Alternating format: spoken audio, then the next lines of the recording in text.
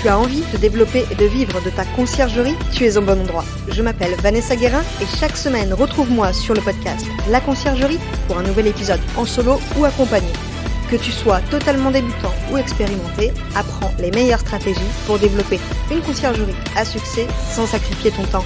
Bon épisode! Bonjour à tous et bienvenue dans l'épisode 108 du podcast La Conciergerie, le podcast dédié aux exploitants et futurs exploitants de conciergerie qui veulent vivre pleinement de leur activité et toujours sans sacrifier leur temps. Il y a 10 jours a eu lieu le second Afterwork Conciergerie et le premier à Bordeaux. Merci aux membres de la communauté gratuite, le club des conciergeries, d'avoir répondu présent. De nouvelles rencontres sont en préparation dans plusieurs villes de France. Si vous avez envie d'échanger avec d'autres conciergeries, c'est le moment de rejoindre le club des conciergeries. Rendez-vous sur l'Instagram La Conciergerie Podcast pour en savoir plus. À l'occasion des 2 ans du podcast, j'ai organisé un jeu concours qui consistait à déposer un avis sur Apple Podcast. Le tirage au sort a eu lieu hier et voici le gagnant. Roulement de tambour. Il s'agit de Thierry. Bravo à toi Thierry, je t'ai débloqué une nouvelle formation dans le club des conciergeries. J'espère qu'elle te sera utile. Passons au sujet du jour. Aujourd'hui, c'est un épisode passionnant et hyper transparent. Combien gagne concrètement une conciergerie? Quelles sont les charges à prévoir? Et plein d'autres sujets, mais toujours en lien avec des chiffres précis. Jordan nous précise les chiffres de sa conciergerie qui gère 70 logements. Bon épisode! Bonjour Jordan, bienvenue sur le podcast La Conciergerie. Je suis ravie aujourd'hui de t'accueillir dans cet épisode. Alors, j'ai toujours du mal à présenter mes invités, alors je vais te laisser plutôt te présenter, nous dire qui tu es. Donc tu es aussi gérant de conciergerie, mais nous expliquer depuis quand cette conciergerie est ouverte et ce que tu faisais avant ta conciergerie aussi. Bonjour Vanessa, bonjour à tous et à toutes. Je m'appelle Jordan Boissière, je dirige Keitoko depuis maintenant bientôt 3 ans avec mon associé Nicolas. Keitoko, c'est une conciergerie qu'on a ouverte en début d'année 2022 avec l'idée de mettre à profit une expérience qu'on avait acquise en tant que super hôte à domicile et approché par Airbnb à l'époque du développement du programme Lucky qui n'existe plus aujourd'hui mais qui nous a permis en fait de démarrer avec un vrai soutien, beaucoup de prospects entrants et notre objectif depuis le début c'est l'idée d'offrir une belle expérience et de beaux logements, d'où le nom Keitoko qui vient du mot lingala Kitoko qui est aussi le prénom du chien. Avant ça, moi je faisais du social et ça faisait très longtemps que j'avais envie de me lancer dans l'entrepreneuriat.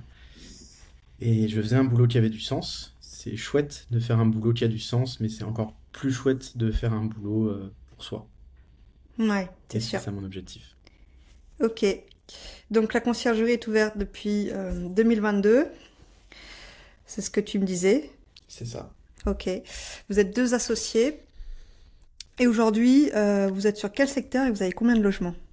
Alors on administre un peu plus de 70 logements, 71 et même 72 depuis quelques jours.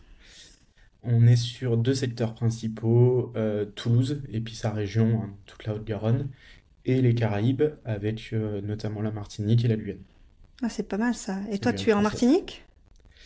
Ah moi non, malheureusement, on y va au moins une fois par an, mais on a quelqu'un sur place, une Island Manager qui s'occupe de faire tourner Ah oui, Keitoko aux Antilles. plutôt que City Manager, Island Manager, c'est Exact. pas mal. Le C'est vous qui l'avez périmètre plus inventé large, ce mot. je pense. Après, on l'a pas breveté, donc si quelqu'un veut nous le voler, il n'y a pas de souci. Ok.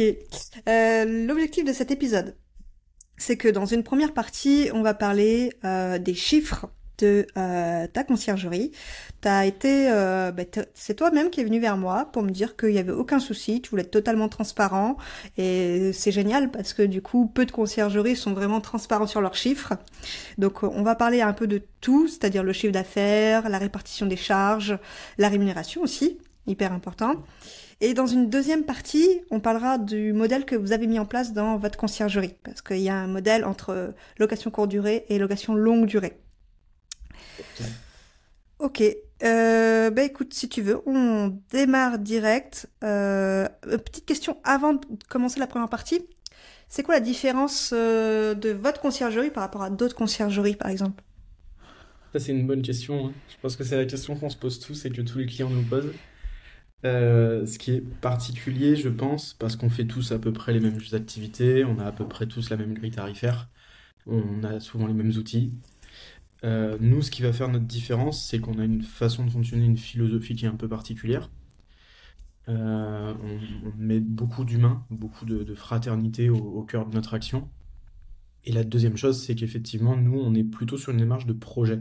Donc, on va accompagner des propriétaires parce que leur bien ou leur situation nous parle et on les accompagnera quelle que soit la nature de leur projet, que ce soit de la courte durée, de la moyenne, de la longue durée. Pourquoi pas de la transaction à terme? C'est pas encore dans notre arc, mais on n'est pas fermé là-dessus. Après, sur le reste, on a un panel d'activités qui ressemble à toutes les autres, mais sans doute une façon de faire qui est un peu différente. Donc, c'est une conciergerie carte G? Ouais, tout à fait. Ok. Bien de le préciser aussi. Je reviens sur ce que tu avais dit lors de ta présentation. Je viens d'y penser. En fait, avant, vous êtes toujours d'ailleurs investisseur de base? Oui, tout à fait. Mon associé l'est, Ok. moi non. Moi j'ai une voiture et une boîte et ça me suffit largement comme problème. Mais mon associé a des biens et donc c'était aussi ça. L'objectif c'était de structurer cette aventure-là et de mettre à profit une expertise. Ok. Très bien. Bon, passons dans le vif du sujet. Du coup, tu m'as expliqué que vous aviez 70 logements dans la conciergerie. Mhm. C'est quoi les typologies que vous avez de biens? Ouais, donc nous, j'ai fait l'inventaire hein, pour l'épisode, on a 71 logements, 72 depuis lundi, 9 qui sont exclusivement en moyenne et longue durée, et après une grosse soixantaine qui sont en courte et moyenne durée. On a la possibilité d'agir sur la moyenne durée, on en reparlera peut-être en deuxième partie. On a 42 logements type 1 ou 2, donc avec une chambre. On réfléchit pas à la surface, chez nous on réfléchit au nombre de chambres, y compris sur le ménage et sur la rémunération des intervenants, par exemple. On a 19 logements qui sont T3 ou T4, et on a 7 logements qui dépassent le T5, notamment des villas. Ouais, ça Ça c'est m'aurait... Ouais, pardon. Je disais ça c'est sur l'année, donc c'est les logements qu'on gère du 1er janvier au 31 décembre. Ok. On a aussi une particularité, c'est qu'on accepte les résidences principales quand elles passent certains critères de qualification et donc qu'elles sont intéressantes pour le marché, pour des saisons notamment estivales. Et dans ces cas-là, on monte jusqu'à 100 lots, 110 lots en saison Ok. estivale. Vous les prenez, vous avez un minimum de durée quand même sur le contrat avec le propriétaire pour les résidences principales? Ouais, en fait, l'idée c'est que ce soit intéressant pour tout le monde. Donc, si c'est prendre une maison pour une semaine et qu'elle a jamais été louée, ça n'a pas vraiment de plus-value, ce sera très compliqué. Mais on travaille au minimum sur 3 semaines, un mois, sur ce type de logement. Ok. J'allais dire juste avant, ça m'aurait étonné que tu aies pas pris des notes sur le nombre de biens et leur typologie parce que tu aurais une sacrée mémoire. C'est pas Parlons faux. de la rentabilité par logement. Mm. Comment tu la calcules déjà? C'est hyper compliqué. Nous, c'est un travail qu'on a décidé de mener depuis quelques mois. On est accompagné par une consultante en stratégie d'entreprise parce qu'on se rend compte que quand même dans l'activité, je pense que la plupart de mes confrères, sauf les très très gros, ont la même difficulté, c'est que on sait à peu près combien vont nous coûter les outils, on sait à peu près combien va nous coûter le ménage, tout ça, ça c'est assez précis. Par contre, savoir combien nous coûte précisément la quantité de papier toilette, la quantité de gel douche pour un logement selon si le voyageur a consommé 3 feuilles ou un rouleau, etc., c'est hyper compliqué. Donc c'est un travail qu'on mène depuis maintenant quelques semaines, quelques mois. On a pu estimer que globalement, ce qui fait varier énormément la rentabilité, je vais enfoncer une porte ouverte, mais c'est la qualité du logement et puis sa taille. Dans la qualité, Mhm. je mets aussi l'emplacement. Ce qui pèse le premier poste de charge sur la rentabilité d'un logement, c'est les outils. On est quand même dans une industrie où les outils ont un poids énorme. On parle des PMS, des logiciels de gestion des opérations, des capteurs à l'intérieur des logements, etc. Nous, on a estimé que ça constituait à peu près 25 à 30% de la marge brute d'un logement. Mais enfin, ça, c'est un fait, ça constitue aussi une réelle valeur ajoutée, hein, notamment vis-à-vis des propriétaires, de dire que on équipe les logements de capteurs de fait, ça apporte un vrai plus. Donc, Donc c'est un investissement. si je peux t'arrêter sur ce point, ça veut Ouais. dire que vous les prenez à votre charge, tout ça. Les capteurs, les serrures Ouais, connectées. Je sais pas. Tout à fait. C'est une Ok. bonne. Je sais que tout le monde ne le fait pas. Nous, on prend tout en charge et on refacture, mais à l'intérieur du package global de coûts. Ok. Euh, donc le mot refacturer n'était pas du tout le bon. Voilà, on Vous assume le l'englobez coût dans et vos ensuite, commissions. c'est ça. Ok, Exactement. ça marche. Exactement. Moi, pour préparer l'épisode, là, j'ai fait une petite étude. On se rendait compte que sur une soixantaine de lots en courte durée, il y en a un peu moins d'une dizaine de nos logements qui payent quasiment toutes les charges fixes de l'agence. Et après, le reste apporte C'est le du surplus. plus de rentabilité. Voilà. Mais globalement, une petite dizaine de logements, parce qu'ils tournent bien, parce qu'ils ont une rentabilité parfois à 4 chiffres, permet finalement de supporter nos charges de structure. Et que on a des logements qui sont très peu rentables, euh, pas sur lesquels on perd de l'argent, mais sur lesquels on en gagne très peu, voire pas. Nous, notre philosophie, elle est de toujours travailler, c'est ce que je disais au début, main dans la main avec le propriétaire. On ne va pas jeter un logement parce qu'il ne nous rapporte pas d'argent. Mhm. On va plutôt aller voir le propriétaire, essayer de travailler ensemble pour l'accompagner, soit apporter, si c'est de la petite déco, des choses comme ça, si c'est des petits travaux, si c'est des améliorations de plus grande envergure, essayer de le mettre en relation avec les courtiers en travaux, les artisans qui vont bien, pour améliorer le bien, son potentiel et finalement la rentabilité des deux parties. Puisque c'est le truc que je trouve avantageux dans ce métier, c'est qu'on partage les mêmes objectifs avec un client qui est un propriétaire. Et que plus que ça, on est commissionné. Donc si on ne gagne pas d'argent, ça veut dire que le propriétaire non plus. Donc c'est l'intérêt des deux parties d'être rentable. Ok. Et vous lui expliquez quoi? Vous lui dites qu'il faut... Vous faites une étude de comment l'améliorer, le logement? Ouais, on regarde. C'est un peu la difficulté aussi, c'est on peut aller s'installer nous dans le logement et y passer quelques nuits. Je sais qu'il y en a qui le font. C'est pas mon approche et on se rendra pas compte de la même manière. Mais l'idée, c'est qu'après quelques temps d'exploitation, on voit quels sont les retours, qu'est-ce qui grève la rentabilité, pourquoi un logement n'arrive pas à prendre sa place sur le marché, et derrière d'identifier en termes de qualité, d'équipement, ce qu'il faut aller apporter en plus. On se rend compte, on fait ça un travail remarquable en plus avec nos solutions qui nous accompagnent sur le revenu management, notamment sur les équipements. On se rend compte que, par exemple, à Toulouse, on est sur un marché très business. Aller mettre par exemple un jacuzzi dans un appart n'apporte strictement rien. Sauf Hmm. si on en fait une love room, là c'est autre chose.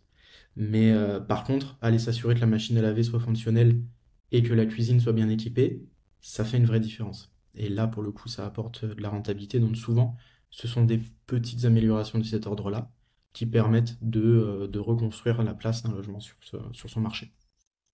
Ok. Et les grandes surfaces, vous en avez? Ouais, on a donc un peu moins d'une petite dizaine de T4, T5 et plus. Elles sont beaucoup plus rentables que les plus petites surfaces, notamment parce que, en tout cas à Toulouse, c'est pas le cas forcément sur d'autres marchés, mais à Toulouse, l'offre a explosé sur les 2-3 Hmm. dernières années, et particulièrement explosé sur les T1, T2. Donc c'est plus compliqué, les prix se sont tassés, c'est assez compliqué de faire sa place. Globalement, moi ce que j'analysais, c'est que pour faire la rentabilité d'un T4, il faut 3 studios, Ok. en gros. Et nous, effectivement, alors j'apprécie ces grandes surfaces-là parce qu'en plus, c'est pas la même clientèle. C'est pas la même typologie de séjour, et donc c'est intéressant effectivement de proposer ce type de bien. Ouais. Mais je sais que par exemple, il y a des conciergeries qui n'aiment pas, qui Hmm. travaillent que sur des petites surfaces. C'est des choix. Nous, on a fait le choix de se développer tous azimuts sur les surfaces et y compris sur la zone. On opère sur toute la ville de Toulouse, toute la grande métropole, et même sur le département, là où certains s'y hyper spécialisent, et ils n'ont sans doute pas tort non plus. Même pour ce qui est de l'accueil des voyageurs, selon la surface des biens, ça peut ne pas être la même. Vous avez décidé de faire quoi sur l'accueil? Nous, on est en autonome absolument partout. Exception de certains logements, notamment des villas, sur demande du propriétaire, donc c'est eux qui payent les check-in, check-out. On a éliminé les check-in physiques dès le début, à cause notamment des voyageurs qui étaient en retard. Hmm. Et ça génère des tensions, ça fait qu'il faut demander des dédommagements parce que l'agent a attendu plus longtemps que prévu, etc. Donc on a fait le choix d'éliminer ça, de proposer une arrivée autonome partout. Ce qui n'empêche pas de garder un contact humain qui est très fort, déjà par les outils, par les messages, même s'ils sont partiellement automatisés, on n'est pas dans une approche tout automatisme chez nous, ni tout IA. Au contraire, on prend vraiment le temps de répondre aux gens et on contacte tous les voyageurs individuellement chaque jour. Ok. Les équipes au service client prennent le temps de discuter avec eux, de s'assurer de savoir comment ça se passe, comment ils vont arriver, informer. Par exemple, là, en fin de semaine, on a un gros événement à Toulouse qui neutralise la circulation dans le centre-ville. Bah, l'idée, c'est aussi de contacter les voyageurs pour les informer en amont. Et voilà. On garde ce lien humain, mais effectivement, moi, j'estime que le check-in visit n'apporte pas une plus-value particulière, notamment parce que sur notre marché, on est très voyage d'affaires. Hmm. Donc les gens, ils veulent de la flexibilité, ils veulent pouvoir arriver tard, repartir tôt et pas dépendre d'un agent avec ses horaires de travail. C'est vrai que la flexibilité, c'est devenu hyper important, mais Mm. c'est pas facile toujours de l'expliquer à son client propriétaire. Certains, en fait, se disent, ben, si le propriétaire il prend une conciergerie, c'est parce qu'il ne veut pas faire des arrivées et les sorties, alors je vais les faire. Sauf qu'on se rend compte que c'est très chronophage parce qu'on attend très longtemps. Les voyageurs ont tellement l'habitude de l'arrivée autonome qu'ils se disent, bah, c'est pas grave, je peux rentrer à minuit, de toute manière. Voilà. Et puis en plus, beaucoup de conciergeries, et ça c'est malheureux, ne font pas payer cette arrivée physique. Et c'est un manque, c'est pas que c'est un manque à gagner, c'est même une grosse perte finalement. Et encore, quand on fait tout seul, à la rigueur, ce n'est que son temps qu'on perd. Mais quand on rémunère quelqu'un pour faire les arrivées ou les départs, bah, là, pour le coup, c'est son argent qu'on perd également et sa rentabilité. Et donc, ouais, c'est important. Moi, l'autre argument que j'entends souvent, c'est des propriétaires qui me disent, oui, mais comment vous contrôlez l'état des logements? C'est plus un argument que j'entends, parce que moi, j'ai déjà vu des gens me donner les clés en main propre et avoir laissé le logement dans un état déplorable derrière et ne pas en avoir honte. Donc, en fait, que ce soit l'agent d'entretien ou l'agent qui fait le check-in ou le check-out, ça revient strictement au même et ça n'empêche pas derrière les galères de hardcover et autres. Hmm, c'est vrai. On passe au chiffre d'affaires. Ouais.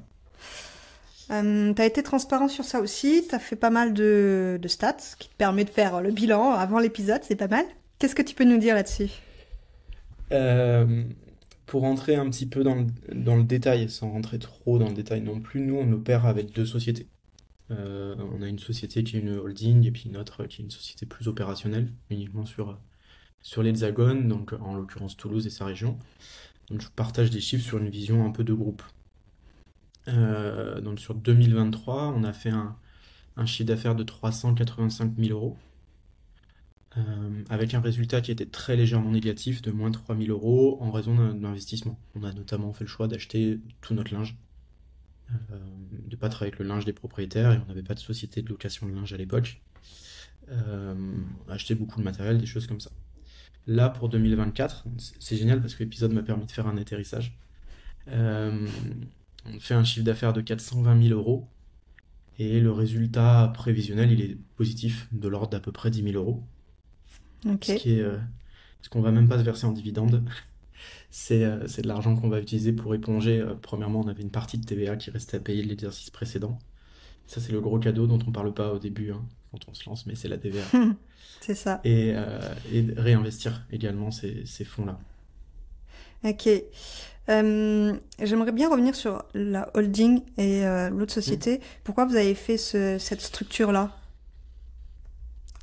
Alors, pour être complètement transparent, c'est pour une raison très Fiscale? légale, fiscale et légale, mais la première raison, c'est que mon associé à la carte G, pas moi, pour D'accord. pouvoir qu'on reste associé à part égale et que une des deux sociétés ait la carte G, il fallait avoir deux structures juridiquement différentes, même si l'une possède l'autre. Et la deuxième raison, c'est aussi de se dire, pour l'instant, en fait, on parlera un peu plus tard de la rémunération, mais pour l'instant, aucun de nous deux se rémunère de l'activité parce qu'on a la chance d'être soutenu par le premier soutien des entrepreneurs en France, c'est Pôle emploi. C'est ça. Et donc, bah, l'idée, c'est de pouvoir laisser les fonds à l'intérieur et voir à terme d'avoir une bonne structure pour se rémunérer. Ok. Donc le montage, on l'a fait dès le début, même s'il a un coût, hein, parce que ça génère des honoraires de comptable, des coûts Hmm. de structure, mais ça, c'est largement absorbé. C'est pas dans l'optique d'investir aussi? Ou pas Pourquoi du pas? tout? Hmm. Pourquoi pas? Pour l'instant, l'idée, c'est vraiment d'apporter la boîte le plus loin possible et avec la meilleure structure possible, mais pourquoi pas à terme, notamment acheter des locaux qui nous soient propres. Ouais, ouais. J'aimerais bien comprendre le chiffre d'affaires, qu'il soit Mhm. de 2023 ou 2024, Vu que vous avez la carte G, c'est les loyers que vous avez perçus ou c'est les commissions uniquement? Non, c'est uniquement l'argent qu'on a gagné Ok, en tant que nous et qui nous appartient. Parce que j'avais fait aussi un truc très grosso modo, mais 80% de notre chiffre d'affaires, c'est la conciergerie. Et après, on a un petit peu de partage sur la longue durée, à peu près 10%. On vend aussi des assurances, ce qui fait ça, entre 7-8% de notre chiffre d'affaires, et on a fait un peu de conseils, un peu de formation, des choses comme ça, pour 2-3%. Ce que, effectivement, ces fonds-là, c'est uniquement les honoraires de location et le ménage, ok. en gros. L'argent qu'on a géré pour le compte de tiers avec la carte G, on a atteint notre pointe l'année dernière et on est assuré à hauteur de 550 000 euros.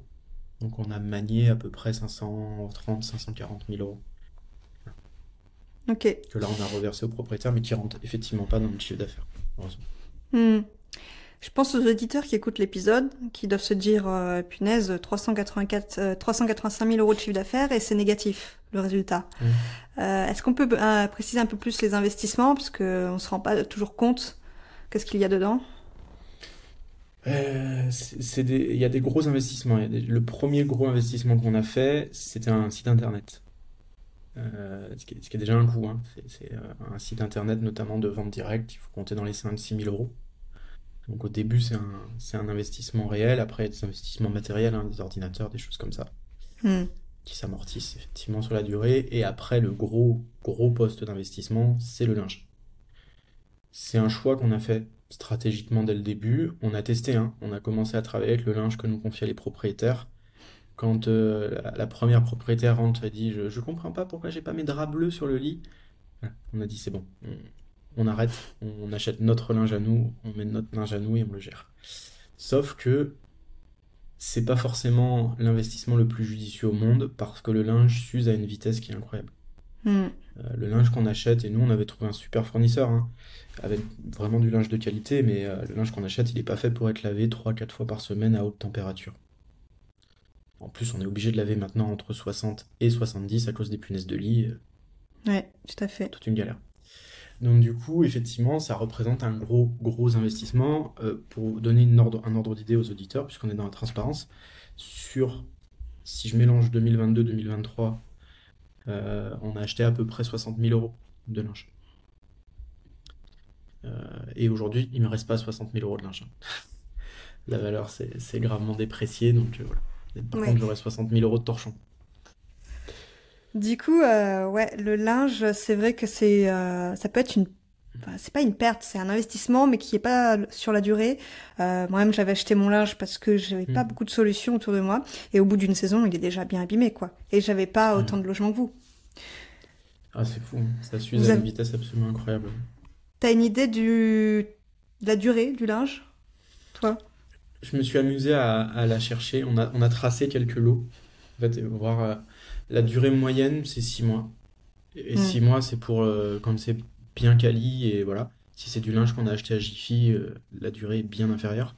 Ah oui. Mais là, quali, c'était à peu près 6 mois. D'autant plus que on va pas faire l'épisode là-dessus. Mais il y a une épidémie de gens qui, à mon avis, ne se coupent plus les ongles. Et ça génère des Ok. petits trous, tout petits trous en fait dans les draps. Et au bout d'un moment, ça s'élime, ça s'élime, ça s'élime et ça se déchire. Ah ouais, ok. Exactement. C'est un problème qu'on a choisi de résoudre maintenant en passant par une société de location de linge, hein. Ouais, Voilà. ok. Au moment où l'épisode sera diffusé, on aura changé depuis une semaine. Ouais, ok. Ça marche. Pour le chiffre d'affaires, je pense que on a tout vu. Mm. Est-ce que on parlerait pas des charges maintenant? Si, bien sûr. Bien sûr. On a des charges pour l'activité de conciergerie uniquement, hein, j'ai essayé d'isoler ça. On est sur des charges de l'ordre de 210-220 000 euros, selon comment on affecte, depuis début 2024. 70% de nos dépenses, de ces charges-là, c'est de l'achat de prestations de services. Hmm.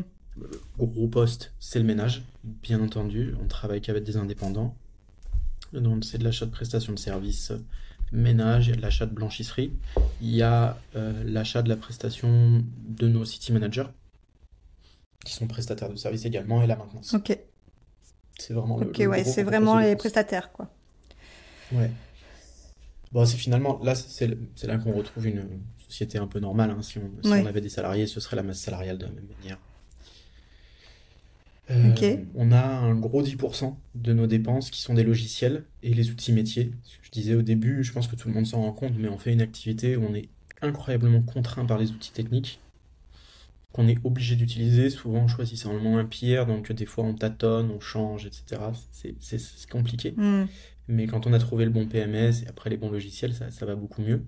Ça représente quand même un coût énorme. La plupart sont câblés sur le nombre de logements, mais il y a aussi pas mal d'outils qui ont une part fixe, plus une part ajustée au nombre de logements, et donc nous, ça fait à peu près 10% des charges.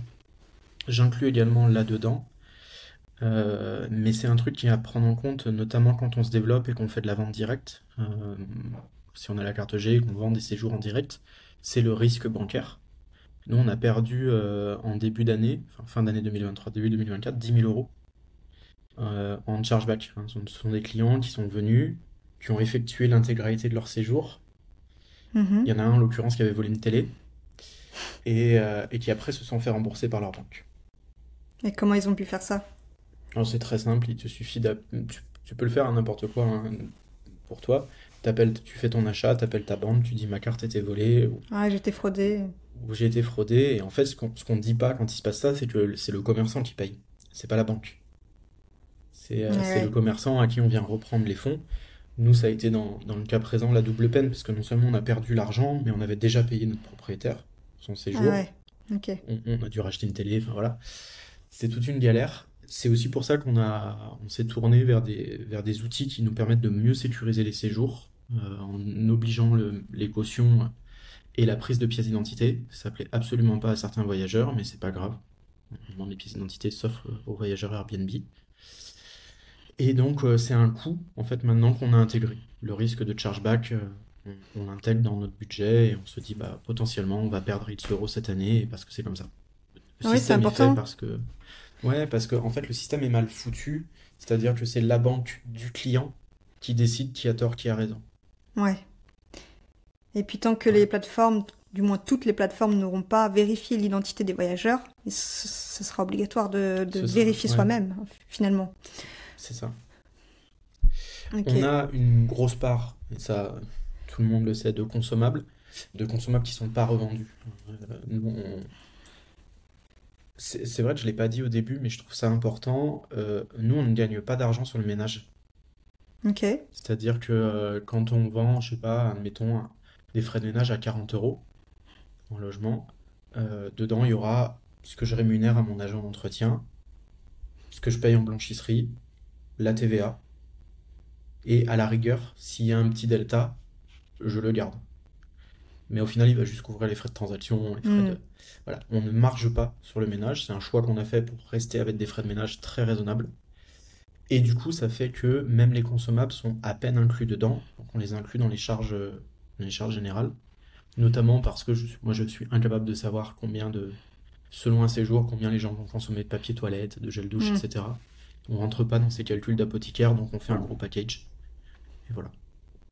Ok. Stat intéressante, on a quand même fait 30 000 rouleaux de papier toilette l'an dernier. Ok. Pas mal. Ah oui, c'est un gros budget finalement. Ouais, c'est un gros budget. C'est un Vous gros mettez quoi dans budget. les consommables? Nous, on est assez minimaliste, mais c'est un choix, hein, aussi, c'est de ne pas refacturer trop aux voyageurs. Donc on met du papier WC, sopalin, gel douche et ou shampoing, ça dépend des logements, et quelques styles de café et quelques styles de thé. Ok. Voilà. Et après, on propose par contre aux voyageurs, s'ils souhaitent des packs supplémentaires, ils peuvent acheter, voilà, un petit-déj, des choses comme ça. Et ça, on n'en a pas parlé pour la préparation, mais est-ce que tu saurais dire si ça fonctionne bien, la vente additionnelle des packs? Alors nous, on est mauvais, vilain petit canard là-dessus. On a commencé la vente additionnelle en juillet de cette année. Ok. Parce que avant on n'avait pas l'outillage qui nous permettait de le gérer, de le vendre. Depuis juillet, on a un outil qui nous permet de le faire super bien.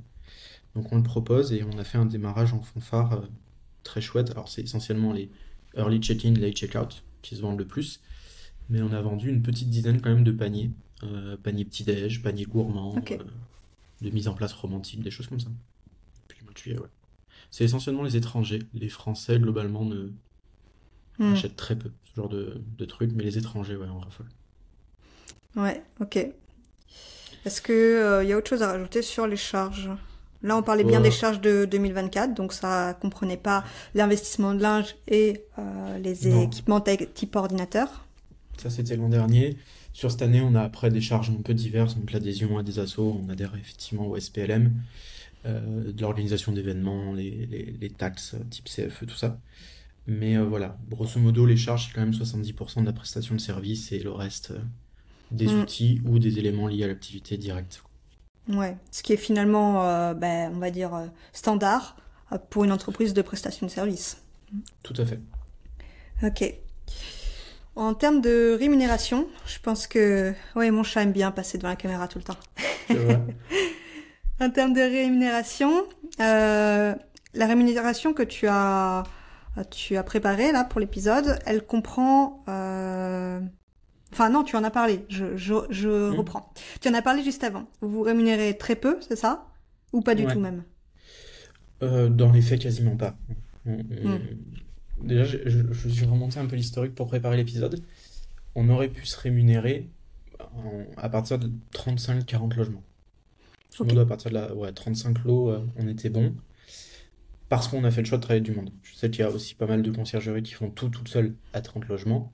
Dans ces cas-là, effectivement, le fonctionnement est différent. Nous, on avait du monde qui le faisait avec nous. Et on aurait pu se rémunérer autour de un gros SMIC chacun.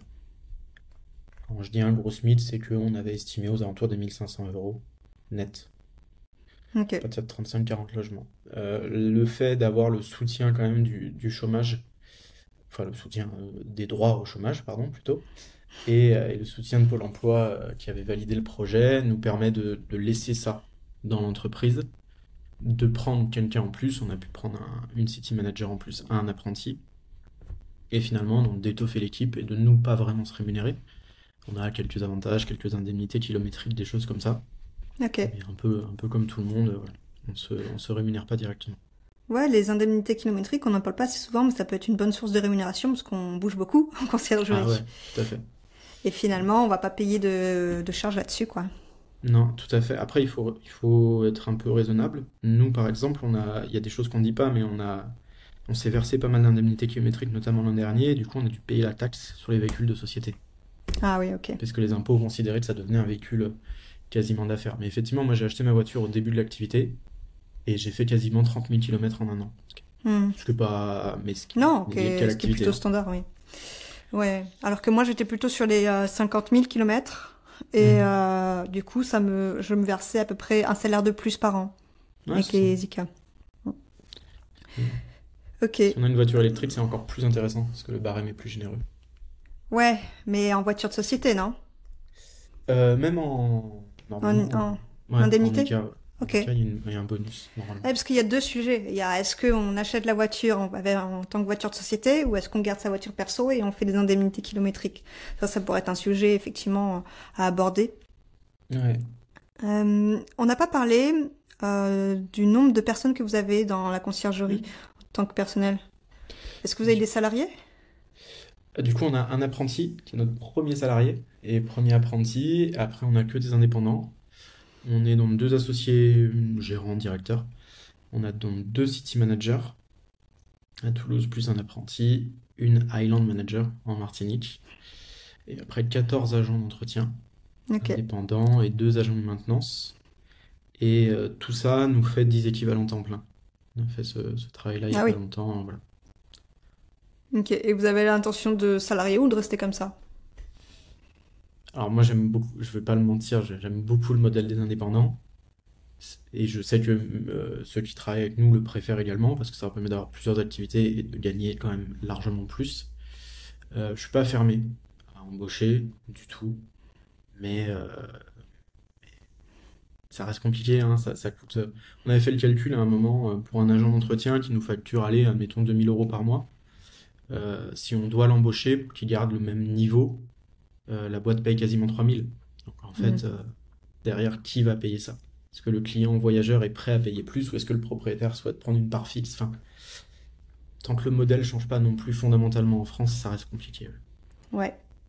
Oui, parce que, mis à part dans les Caraïbes, mais à Toulouse, c'est pas saisonnier. Donc il y a Non. du travail tout le temps pour les prestataires de ménage, hein. Ouais. Ok. Toulouse, on travaille toute l'année. Avec une petite baisse en janvier-février, comme partout, mais sinon, on travaille toute l'année. Hmm. Pour finir cette première partie, c'est quoi l'objectif l'année prochaine? Est-ce que vous voulez vous rémunérer ou vous restez comme ça? Est-ce qu'il y a des gros investissements? À quoi vous vous attendez pour l'année prochaine? C'est une très bonne question, et pour le coup, je ne m'étais pas posé avant l'épisode. Euh, non, l'objectif, c'est continuer à se développer. On a encore la chance d'avoir le parachute Pôle emploi, donc l'idée, c'est de continuer à investir, mettre les moyens pour se développer sereinement, pour en 2026 vivre confortablement de l'activité, ce qui est pour le coup un objectif à plus moyen terme, et de continuer à se développer. Quand je dis se développer, il y a beaucoup de conciergeries, et nous, on faisait la même chose au début, qui se disent, si je me développe, c'est que j'ai un gros portefeuille. Hmm. Un peu toujours le concours de Qui en a qui a le le plus plus? gros. Et c'est plus du tout mon optique, c'est plus du tout notre optique. L'idée, c'est de, même si on redescend en termes de volume de parc, c'est d'avoir des biens qualitatifs, rentables. C'est un exercice important à faire. Et dans lequel on est capable d'assurer la qualité à tout le monde, aux voyageurs, aux propriétaires et aux agents, ce qui est important aussi.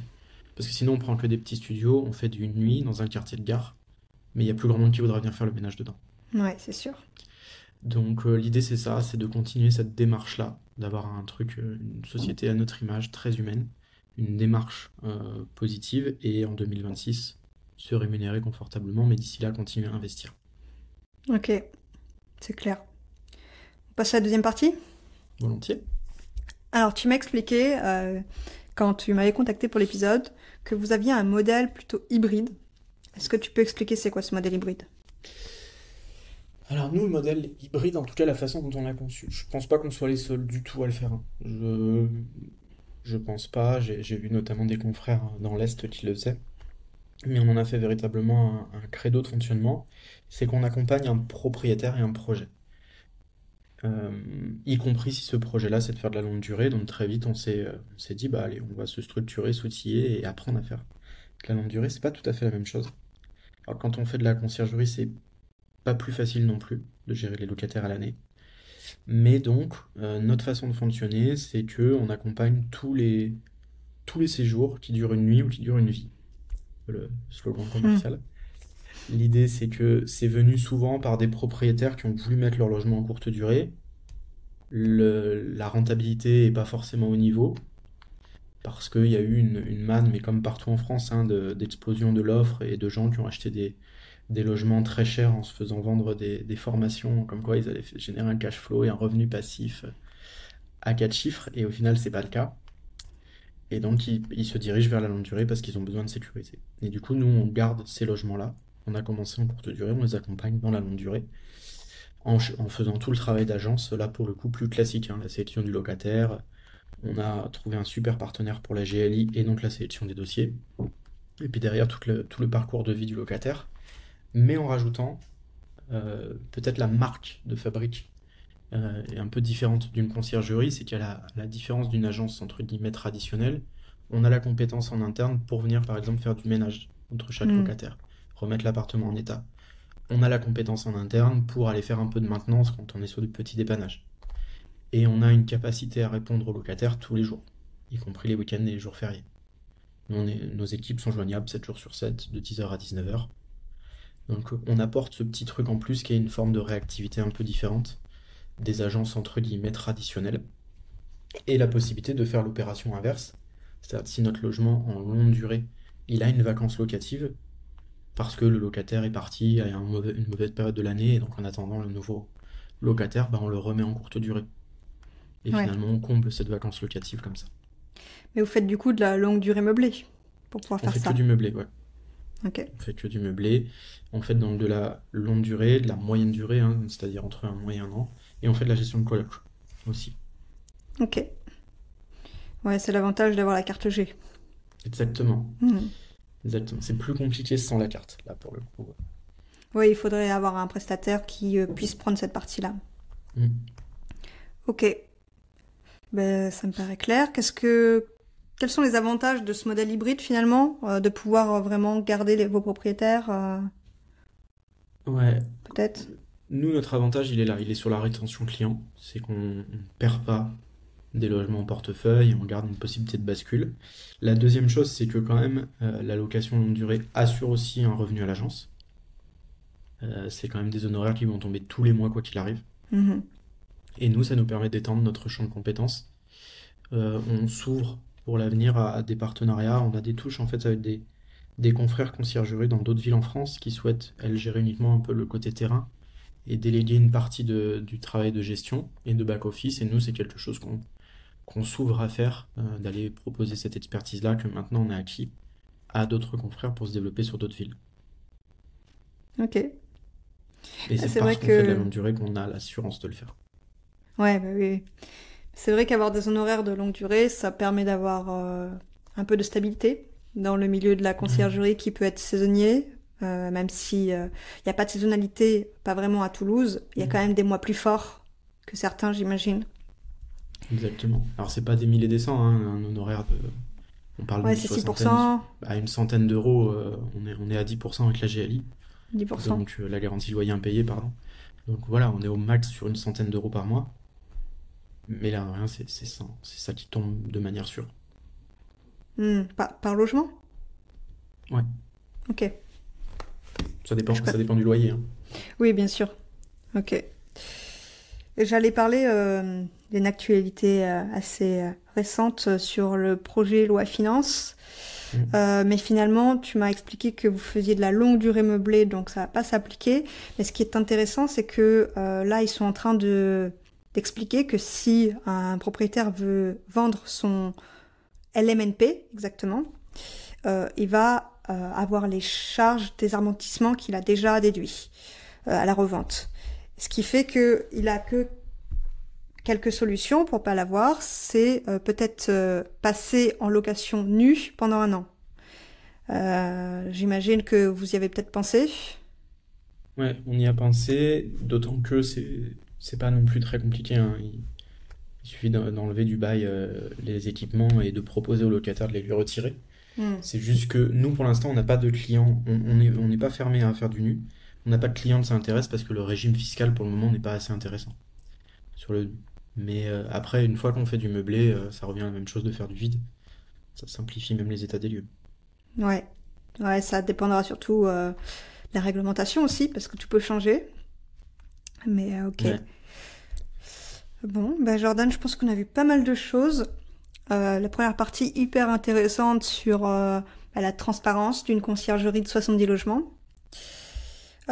Pourquoi avoir développé, petite dernière question, la Guyane, la Martinique? alors, c'est pas forcément des choix stratégiques, on s'est pas dit qu'on y allait parce qu'on voulait, c'est plutôt des opportunités. Martinique, on avait des logements là-bas, donc on s'est dit, bah, on en profite et voilà. Et puis on y va assez régulièrement, et la Guyane, c'est la même histoire. C'est des marchés qui sont hyper intéressants et très très différents. Euh, mais ça pourra faire l'objet d'un nouvel épisode, hein, si jamais. Mais c'est des marchés qui sont très intéressants et qui sont notamment trustés par des petits acteurs pour le moment. Et ça change parce que le poids des plateformes est quasiment dérisoire, hein. En Ok. Martinique, il y a très peu d'offres sur Airbnb, par exemple. C'est beaucoup des acteurs traditionnels et c'est en train de changer. Donc il y a Ouais. finalement un marché complètement émergent avec des super initiatives d'Antillais qui structurent ça, qui font des salons sur place pour les professionnels. Et donc voilà, c'est intéressant de participer à un marché qui, lui, pour le coup, émerge Mhm. et de faire partie de l'aventure.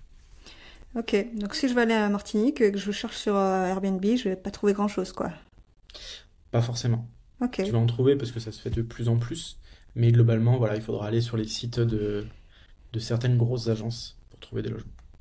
Ouais. Ok. Je sais pas. Ou de Kaitoko. Voilà, maintenant.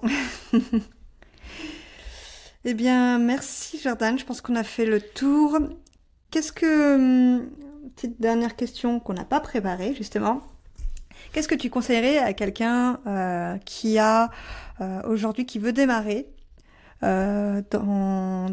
Qu'est-ce que tu lui conseillerais de mettre en place dès le départ, par exemple? Une Waouh. chose. C'est très large, hein, ma Euh, question. ouais, c'est super large. Moi, je lui dirais de réfléchir à, et ça, c'est la question bateau d'entretien d'embauche, mais de réfléchir à où il se voit 5 ans plus tard. Ok. Parce que c'est de ça que va définir ses choix en termes d'investissement, d'équipement. Et pour le coup, ça définira tout, parce que sinon, on voit trop de confrères au début qui vont acheter toutes les solutions et tous les trucs et qui au final n'ont plus de marge à la fin. Et alors que si tu sais d'avance où est-ce que tu veux aller, c'est plus simple pour toi aussi de te dire, voilà, comment je m'outille, qu'est-ce que je fais. Et pour moi, c'est ça le vrai sujet, c'est de savoir quel est son cap. Et derrière, le reste, ça découle. Ok, super conseil. Merci Jordan. Je Avec te souhaite plaisir, une bonne merci à journée. toi. Bonne journée. Merci pour ta transparence, Jordan. Cet épisode va permettre à ceux voulant démarrer de bien se rendre compte du potentiel possible en conciergerie. J'appelle d'ailleurs aux candidatures. Y a-t-il parmi les auditeurs du podcast des conciergeries prêtes à être transparentes et à partager ces chiffres sur le podcast ? Si oui, il suffit de me contacter sur Instagram, la conciergerie podcast. La semaine prochaine, c'est le grand retour des épisodes solo.